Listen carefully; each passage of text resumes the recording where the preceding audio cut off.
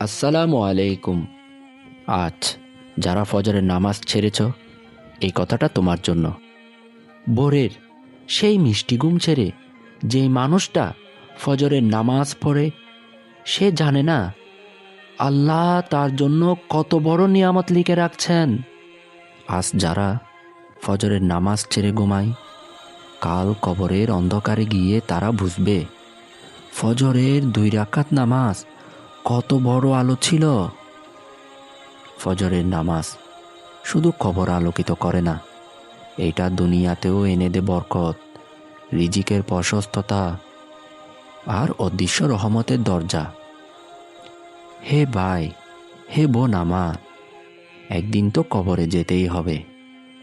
আজই নামাজকে আঁকড়ে ধরো, যতক্ষণ ডাক আসেনি। আর ফিরে আসার সময় নেই। হে প্রিয় ভাই এবং বোন আমার, আজকের এই ভিডিওর দ্বারা যদি আপনার জীবনকে আলোকিত করার পথ দেখিয়ে দেয়, যদি আমার এই ভিডিওটি আপনার ভালো লাগে, তাহলে আমার এই চ্যানেলটি সাবস্ক্রাইব করে দিন এবং প্রতিদিন ইসলামের সুন্দর সুন্দর বার্তাগুলো পেতে চ্যানেলটি সাবস্ক্রাইব করে আমাদের সাথে থাকবেন।